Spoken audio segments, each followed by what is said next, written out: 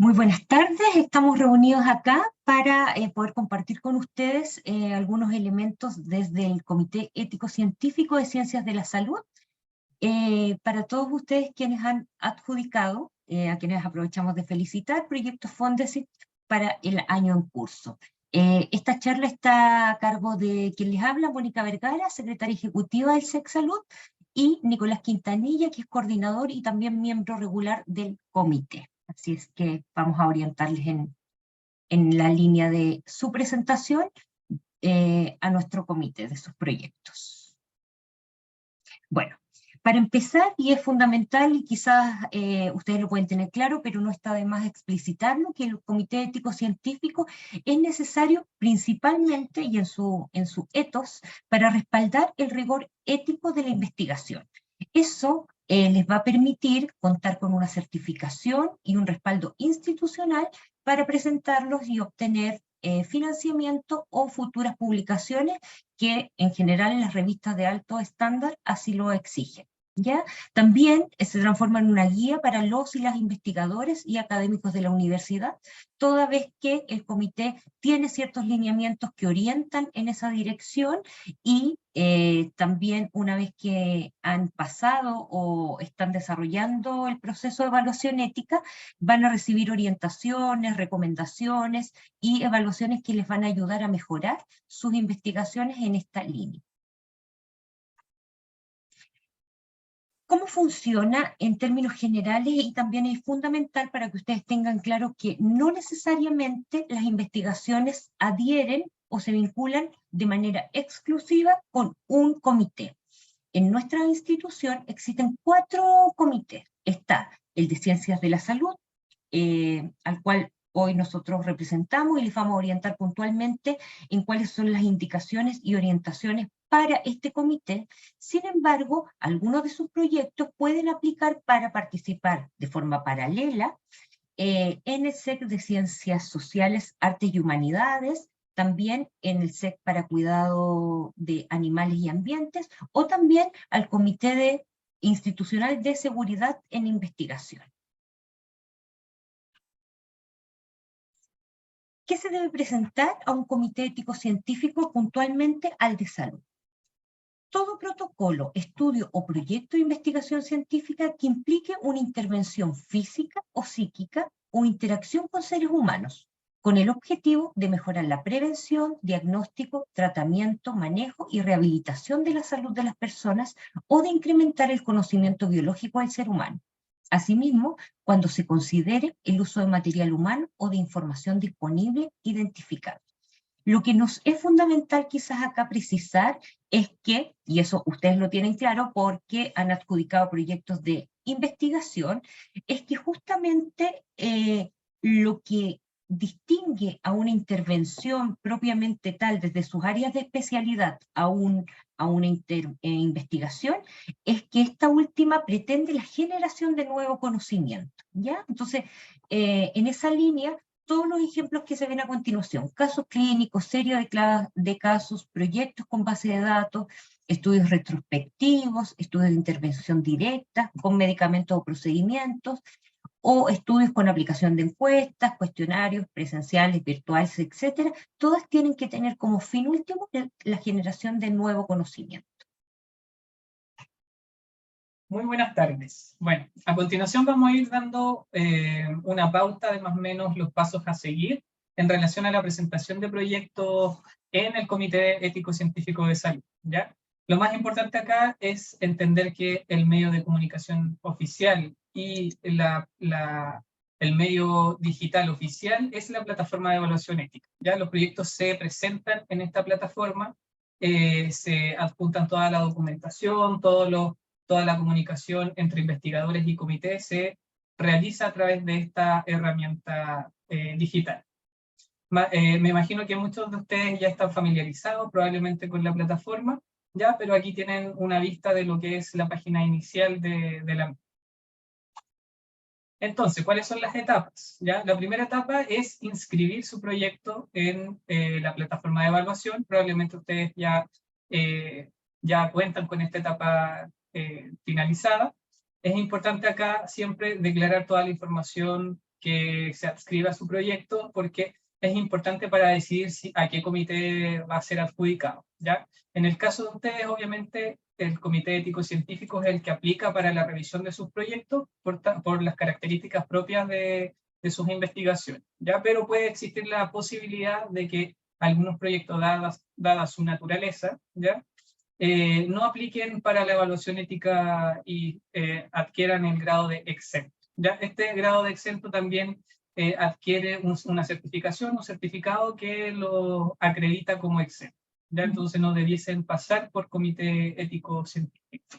En este punto solo, en el caso de que alguno de ustedes haya recibido una notificación vía correo a partir de su inscripción en la plataforma, si les señala más de un comité es porque así es a partir de las opciones disponibles que ustedes tacharon como aplicables, ¿ya? Si trabajan con muestras humanas, laboratorio, entre las tantas que hay ahí, para que no vayan a obviar alguno de esos mails. Si a alguno de ustedes les llegó que se asocia al comité de salud, pues bien, tienen que presentar sus antecedentes. Pero si además les aparece otro, también deben prestar atención a eso, porque no es que se hayan duplicado, es porque efectivamente su proyecto adjudicó a más de un comité. Eso no es un error, eso es así.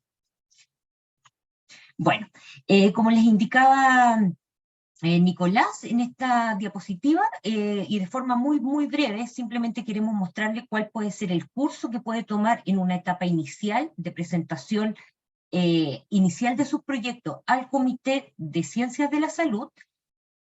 Puede tomar distintos caminos para optar a su aprobación. La primera de ellas, ya lo comentó Nicolás, cuando por este checklist de plataforma se concluye que está exento y que por las características no requiere pasar a ningún comité. Se emite una certificación. Entonces, lo importante aquí es que ustedes tengan claro que eso no es antojadizo, no es a discreción del investigador, sino que pasa por la unidad de ética y seguridad, en donde se constata que eso es así y se certifica, ¿ya?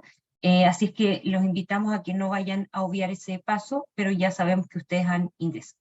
Luego, una vez que su proyecto se define que tiene que pasar puntualmente por este comité, tenemos dos alternativas. La primera de ellas es que todos van a pasar por un proceso de prerevisión.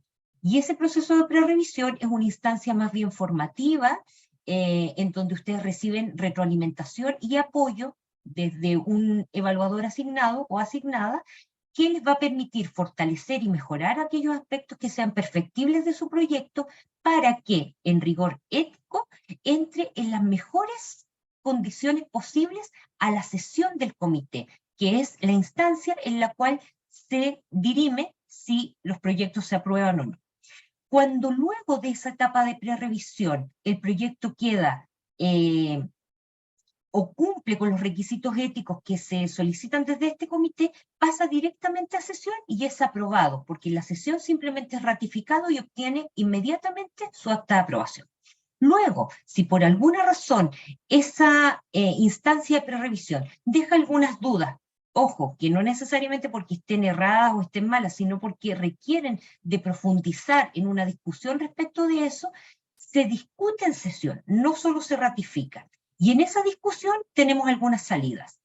En una primera discusión se pueden resolver todas las dudas que se generan entre los miembros del comité, se resuelven y por tanto obtiene inmediatamente su aprobación y su certificado de aprobación ética.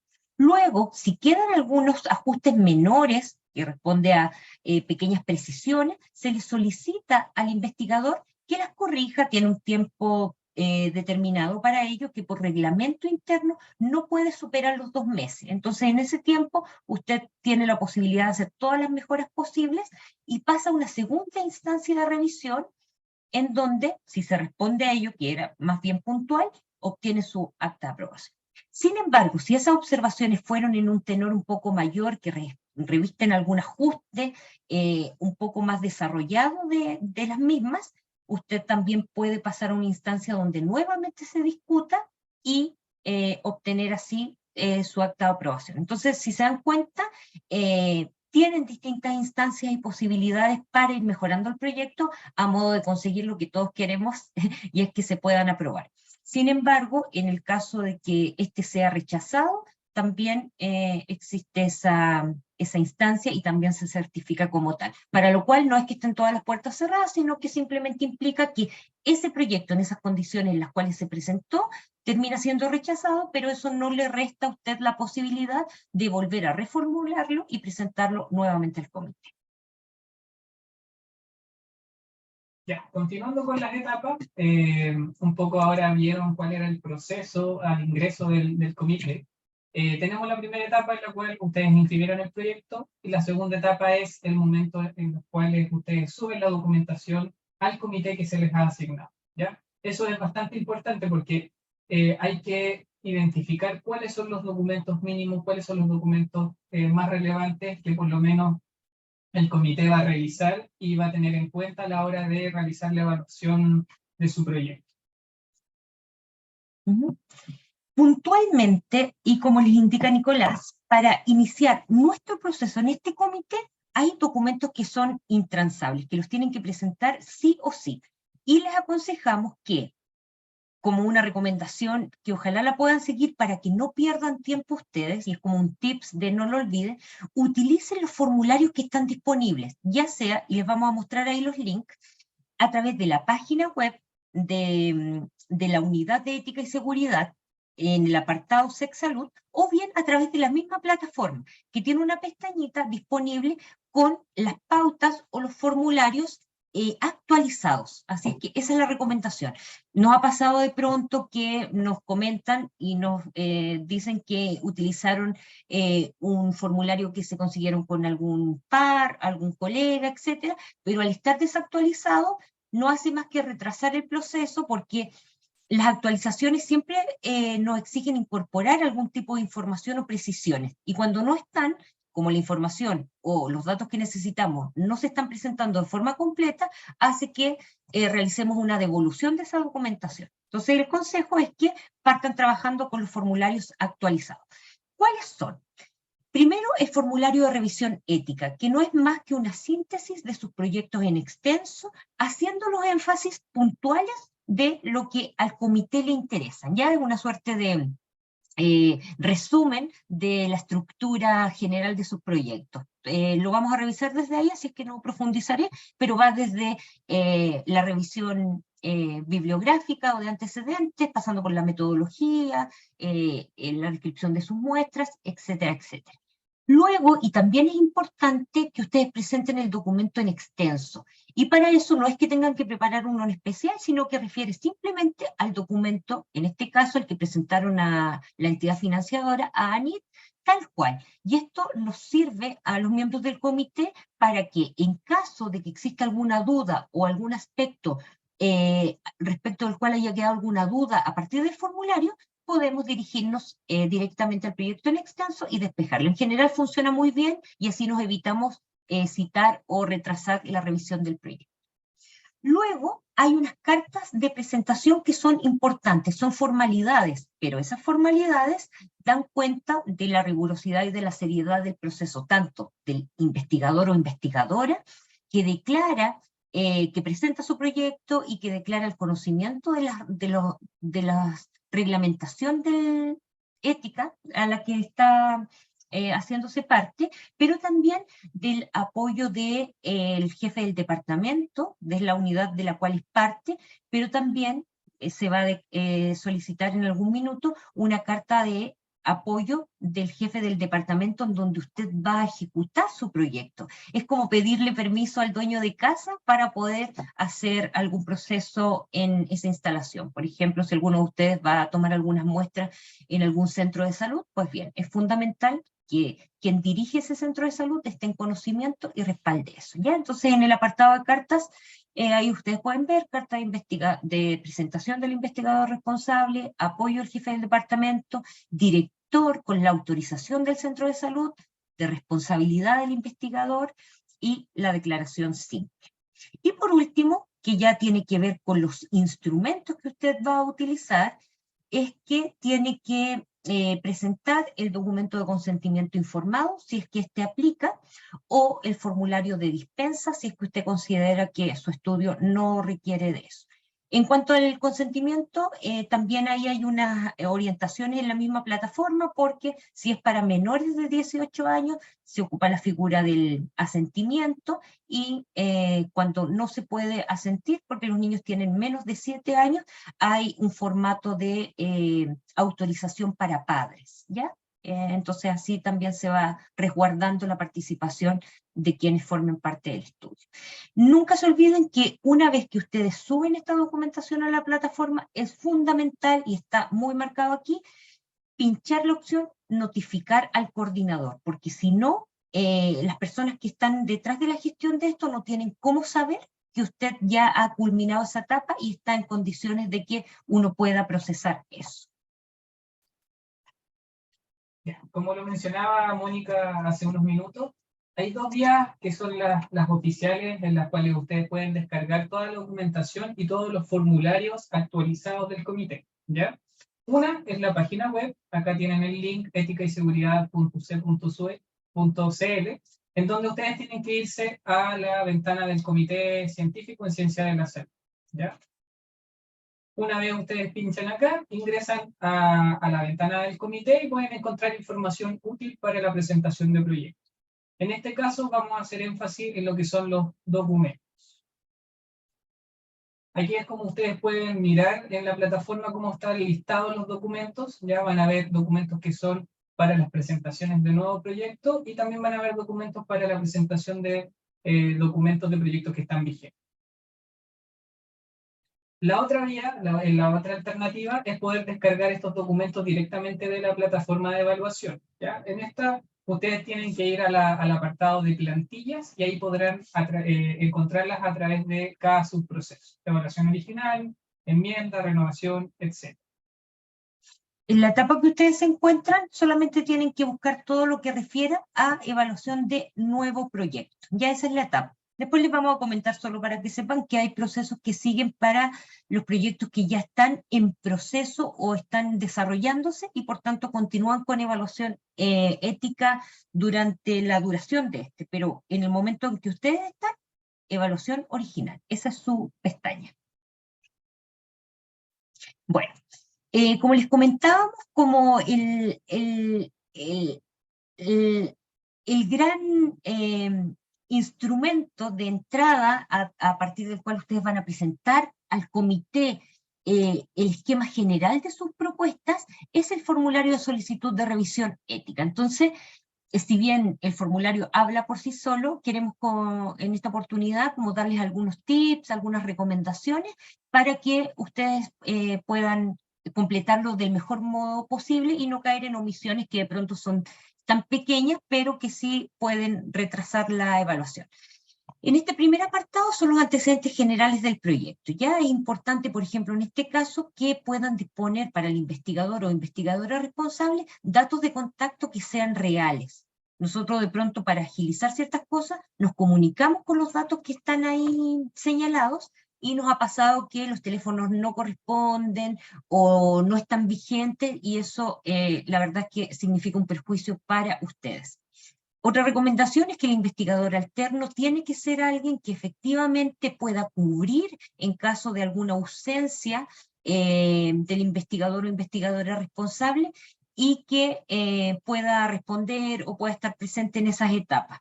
Nos ha pasado también que, por razones obvias, para nada cuestionables, el investigador responsable no se encuentra en el país, y cuando nos tratamos de comunicar con el investigador alterno, tampoco está. Bueno, eso no puede ocurrir, así es que esa recomendación también es útil, que puedan coordinarse con la persona que ocupe ese rol, para que efectivamente les cubra cuando así se requiera. Y lo otro, muy, muy fundamental, es que deben declarar exactamente el sitio de realización. Es donde ustedes van a levantar las muestras, van a hacer los procedimientos, o van a levantar la información de los participantes. Por eso habla del sitio de realización, que no es lo mismo que el sitio o la unidad a la que usted pertenece. Usted puede pertenecer, por ejemplo, a la unidad de enfermería, pero usted va a realizar todo su trabajo de campo o aplicado en el Hospital Clínico UC Christus. Entonces, el sitio de realización sería este último.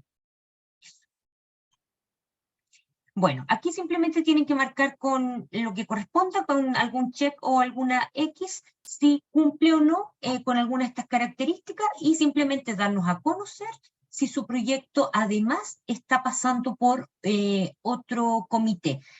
¿Por qué lo consultamos? Porque nosotros quizás podemos darnos por enterados, pero la información que uno presenta a cada uno de los comités es intransferible, ¿ya? No se comparte información entre los comités, eso siempre se mantiene como con cierta reserva y cuidado de la información. Pero sí es importante para que podamos tener eso en consideración. Bueno, acá es la presentación más bien como del sustento teórico, desde el cual ustedes van a propiciar o van a fundamentar ya sea su hipótesis u objetivos o preguntas guías, y a partir de la cual se justifica también el diseño de su metodología. Aquí es fundamental que siempre se debe justificar el tamaño de la muestra a analizar, y eso lo damos como un tips importante a partir de la experiencia que tenemos revisando y evaluando proyectos, ¿ya? Ese es un punto que queda un poquito ambiguo y que les aconsejamos precisar. Si hubo algún cálculo del tamaño de la muestra, este debe ser detallado, y en caso de estudios descriptivos se debe indicar los criterios por los cuales se determinó el tamaño de la muestra. Lo que es importante para nosotros es que no quede espacio a que se interprete que la muestra o estuvo sesgada o fue caprichosa, sino que el tamaño de la muestra y la definición de la misma está totalmente respaldada y justificada por el mismo diseño metodológico de su estudio. En cuanto a estos puntos que tienen que ver con cuál es el valor social y científico, en el fondo la proyección que tienen las investigaciones que ustedes están desarrollando, es relevante que ustedes lo puedan explicitar y no negarse a eso. Quiero decir que también hay una valoración importante en seguir difundiendo esta investigación, dándole proyección con una fase 2, o publicarlo en revistas científicas, o difundir la información a través de seminarios, etcétera. Eso es importante que ustedes puedan también explicitarlo, porque también eso le da un mayor alcance o la repercusión o el impacto que usted mismo está ponderando a su estudio. También en estos puntos que son específicos, una vez más, como de la muestra, los participantes, el manejo de la información, la cadena de custodia, etcétera. Como ustedes saben, uno de los fines últimos de un comité científico es velar porque se resguarde las condiciones de participación y de cuidado de las personas que han de participar en estos estudios. Ese es un énfasis central. Entonces, para nosotros es fundamental que usted pueda declarar aquí cuál será el uso futuro de las muestras. De pronto pasa, y ahí les pedimos también que sean claros y estratégicos incluso en estos puntos, porque hay veces que levantan información muy, muy valiosa, pero especifican y lo declaran y lo respaldan que va a ser solo para este estudio. Pero luego surge la necesidad o la proyección de que se pueda utilizar, como les comentaba, en una fase 2 del mismo proyecto. Pero si usted no lo declara ahora como una proyección de que pudiera ser utilizado futuro, eso va a quedar restringido a lo que usted declaró. Entonces, en ese sentido, ¿cuál va a ser el uso incluso futuro de las muestras? Que se lo puedan cuestionar, y bueno, si no da para más, se ocupa para este estudio. Pero también que ustedes lo puedan prever, porque también eso va a repercutir en algo que es muy trascendental, y es que eso tiene que quedar declarado en el consentimiento de las personas para utilizar la información que se obtenga de ellas, y eso les va a permitir no duplicar trabajo. Entonces también explicitar la forma en que los datos sí serán codificados o anonimizados para que puedan hacer un uso correcto de los mismos. Por último, y específicamente en algo que ustedes hacen un uso importante, como es la ficha clínica, entrevistas o encuestas, pero principalmente la ficha clínica, lo vemos casi en la mayoría de los proyectos que se presentan, es importante describir si los datos a obtener son de carácter sensible, y aquellos de carácter sensible son principalmente aquellos que refieren a la posibilidad de identificar a la persona que los está aportando. Root, nombres, firmas, ese tipo de cosas, ¿ya? Entonces, para eso no es que no lo puedan hacer, simplemente que tiene que quedar debidamente declarado en eso para que al momento de gestionar las autorizaciones, eso se pueda hacer con total transparencia. Y por tanto, aquí es fundamental que se adjunten los instrumentos a utilizar, porque esos deben estar en coherencia con los propósitos del levantamiento que van a hacer de los datos, los usos que van a hacer de los mismos y el cuidado o el resguardo que van a tener de los mismos. Todo eso se debiera ver reflejado en los instrumentos que van a utilizar. Algunos más para ver al tiro las recomendaciones. Bueno, y aquí en este punto que habla principalmente de la valoración de los aspectos éticos, muchas veces no por una falta de expertise o por una intención que no sea genuinamente noble, sino que simplemente porque uno no los considera como tal, hay veces en que los riesgos son invisibilizados, ¿ya? Y en este punto les pedimos especial atención porque, por ejemplo, en estudios que refieren a entrevistas o cuestionarios, efectivamente no hay un riesgo de vida o muerte, como uno pudiera decir que sí existe al aplicar algún medicamento o algún procedimiento que tenga algún riesgo de lesión o algo así. Pero sin embargo, hay riesgos que son de alguna manera subjetivos, como por ejemplo, que a través de una entrevista uno abra en la persona a la cual está invitando a participar algún tema que sea sensible y en ese caso el riesgo sería caer, por ejemplo, en una revictimización, haciendo preguntas que abren heridas que ya o han sido abordadas o no se quieren abordar, etc. Entonces, incluso para eso, uno tiene que considerar los riesgos. Para eso, prever cuál es el espacio más adecuado para levantar la información, en qué condiciones, si las preguntas también están siendo en un tono afable y amigable para quien las va a recibir, ¿ya? En el caso en que usted identifique alguno de estos riesgos, es importante que especifique un protocolo de contención. ¿Qué pasa si una de las personas a las que estoy entrevistando se descompensa o por alguna de las preguntas que estoy realizando? ¿Qué voy a hacer en ese caso? ¿Voy a dejar que la persona se quede ahí como con su angustia o la ansiedad que le provocó? ¿O voy a tener un protocolo en donde algún asistente o algún ayudante con quien voy a ir lo va a sacar de la sala en donde estamos consultando y va a contener y va a tener algunas medidas? Otro elemento importante tiene que ver con el proceso de selección de los participantes, y en esto tienen que ser muy claros de responder a estas preguntas. Estas tómenlas como preguntas guía.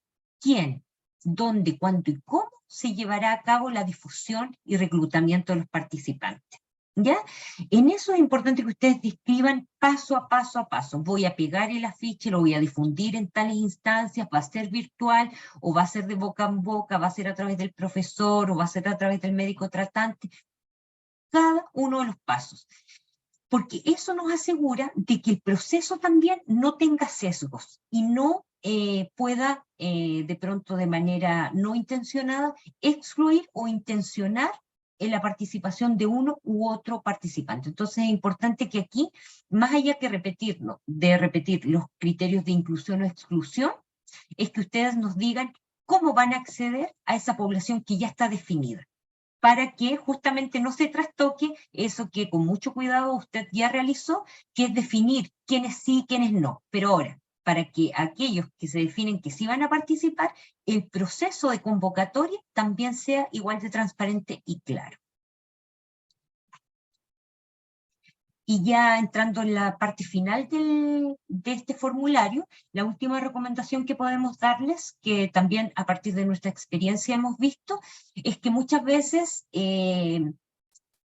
no se declaran conflictos de intereses pero recordarles que casi siempre están presentes y que tener algún interés asociado a la investigación no es nada malo. Nosotros de pronto intuimos que existe ahí como una suerte de sesgo o de prejuicio con tener intereses asociados, porque en algunos formularios esta parte queda en blanco, y la verdad es que eso no es así. O sea, que usted pueda proyectar, como incluso lo dijimos hace un momento atrás, intereses como incluso sus propias trayectorias profesionales. Por algo han invertido tiempo, han invertido dedicación en hacer este tipo de proyectos o investigaciones que son complejas, que requieren de harta dedicación.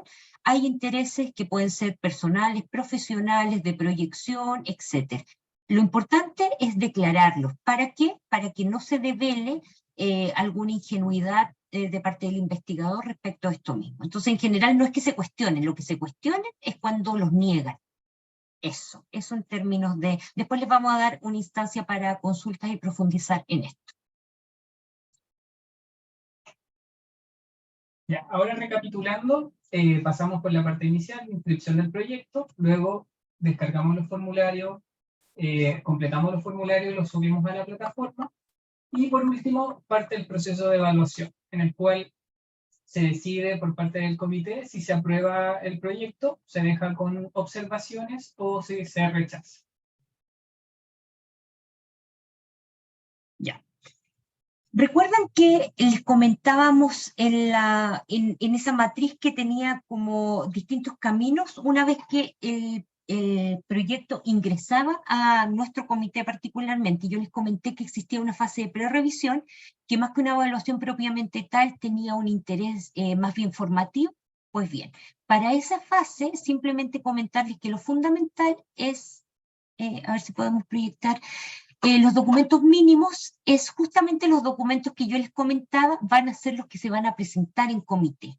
Entonces, es importante que ustedes los presenten en su debido momento para que justamente el prerevisor o prerevisora pueda darles un vistazo y ver si en estos hay algunas omisiones importantes, para que también les pueda invitar a fortalecer algunos de los aspectos que ustedes están presentando ahí. Quiero decir que no solamente cuando ingresa a sesión es que tienen que estar estos documentos, sino que ya se requieren en la fase inicial de prerevisión. Continuando un poco con lo que es el proceso, y solamente esto más que nada para mencionárselos y para que lo tengan en cuenta una vez ya sea aprobado el proyecto. El comité también tiene otras instancias de evaluación que son posteriores a la aprobación inicial, ¿ya? ¿Por qué las vamos a mencionar? Porque algunas de estos subprocesos, algunos de estos procesos de evaluación son requerimientos específicos de las distintas fuentes de financiamiento, ¿ya? En el caso de que ustedes, una vez aprobado el proyecto, presenten alguna modificación, ya sea alguna modificación en el equipo de trabajo, el lugar de realización, algún método que deciden cambiar, muestras, a veces varían la muestra, o algún objetivo que ustedes en el camino se dieron cuenta que era relevante y quisieron agregar, etcétera, etcétera. Cualquier modificación a lo que se aprobó originalmente debe ser presentado al comité como una enmienda, ¿ya? Si es que no se presentan estas modificaciones, obviamente no van a contar con la aprobación del comité, porque el comité solamente aprueba los términos originales de presentación, ¿ya? Entonces, si quieren realizar cualquier modificación, debe ser presentada a través de este mecanismo que es. Otro punto relevante es que el comité solamente aprueba los proyectos de investigación por un año, ¿ya? Entonces, es obligación de todos los investigadores hacer su renovación anual, en la cual se da cuenta un poco de en qué va el proyecto, cómo se ha ido implementando, da cuenta si es que se presentaron algunas modificaciones a través de enmienda, etcétera, etcétera, ¿ya? Es algo súper importante que ustedes lo tengan en cuenta dentro de la planificación del proyecto, sobre todo si su proyecto va a durar más de un año, ¿ya? Otro proceso que es fundamental es el seguimiento. De hecho, el Fondesit necesita que se haga un seguimiento al menos en la vida del proyecto. ¿Y en qué consiste este? En un monitoreo y acompañamiento que puede ser de manera presencial o virtual, en el cual se realizan, en el fondo, si es que ustedes hicieron las cosas tal cual como se declararon en el protocolo inicial y en las subsecuentes enmiendas si es que tuvieron que presentar, ¿ya? Se da cuenta en el fondo de que si ustedes están dando cumplimiento a lo que declararon en relación a sus protocolos, a sus métodos, a la aplicación del consentimiento, etcétera, etcétera, ¿ya? Es importante que ustedes esto lo tengan también en planificación, que puede ser al segundo, al tercer año, al cuarto año, pero tiene que ser antes del cierre del proyecto, ¿ya? Esto es un requerimiento que sí o sí tienen que realizarlo al menos una vez en la vida del proyecto, y por tanto aquí también tienen que tener esto planificado en su carta de organización del proyecto. Por último, el cierre, que es cuando ustedes ya van a finalizar el proceso, ¿ya? Que eso también lo tienen que tener en cuenta y es algo que se exige para dar por finalizado el tema de adjudicación de fondos. Algunas recomendaciones, bueno, sumando a lo que ya les hemos ido diciendo a lo largo de la presentación, siempre mirar el calendario está disponible en la página web, ya ver cuándo sesiona el comité, ya, y recordar en este sentido que por lo menos los proyectos deben presentarse con un mes de anticipación para que puedan contar con su acta de aprobación de manera oportuna. ¿Ya? Entonces, planifíquenlo, ténganlo en cuenta dentro de la carta GAN del proyecto, todo lo que es la presentación de documentación, etcétera, etcétera. Recordar que si el proyecto está en buenas condiciones, probablemente dure un mes esta aprobación, pero si a lo mejor se generan algunas otras observaciones, puede que haya algún ida y venida de formularios, de arreglos en cuanto a la metodología, etcétera, etcétera, y esto puede demorar un poco más el proceso. Entonces, siempre tener en cuenta esto y tratar de presentar la documentación lo más completa posible. Lo otro es anticiparse a situaciones particulares, como por ejemplo las autorizaciones en el caso de la Vicerrectoría de Investigación. Si que ustedes van a tomar como participantes, por ejemplo, alumnos de la universidad, profesionales de la universidad, ya alumnos en práctica, etcétera, etcétera. ¿Ya? Si es que ustedes van a hacer participar dentro de sus estudios algún estamento de la universidad o van a realizar alguna investigación dentro de las locaciones de la parte académica de la universidad, deben pedir la autorización a la Vicerrectoría de Investigación. Ya esto es un proceso que se hace una vez finaliza la evaluación original, ya, pero deben tener las cartas ya preparadas para que esto no se tramite y no se demore mucho más en el tiempo. Lo otro importante es que en el caso de las investigaciones que van a tener en cuenta datos, por ejemplo, que sean de la UC, como por ejemplo, si ustedes van a utilizar las bases de datos, si van a utilizar los correos institucionales, etcétera, esto también debe ser solicitado con autorización a la Vicerrectoría Académica a través de la Prorrectoría. ¿Ya? Entonces, esto también es un proceso que debe hacerse, esto sí es antes de que se apruebe el proyecto, entonces eso debe ir en paralelo a la evaluación del comité, y las instrucciones para realizar todos estos procesos lo pueden ir revisando en la página. Ya esto es importante tenerlo en cuenta porque ha pasado que ustedes tienen el acta de aprobación, pero no cuentan con las autorizaciones y por tanto no podrían partir con el reclutamiento de pacientes de manera formal. ¿Ya? Bueno, acá un poco las redes sociales para que nos puedan seguir, ¿ya? Instagram, Facebook, Twitter, LinkedIn, en donde nosotros vamos presentando actividades del comité de la unidad, ¿ya? Y donde pueden ir informándose de algunas actualizaciones que van ocurriendo a la vez en el transcurso del año.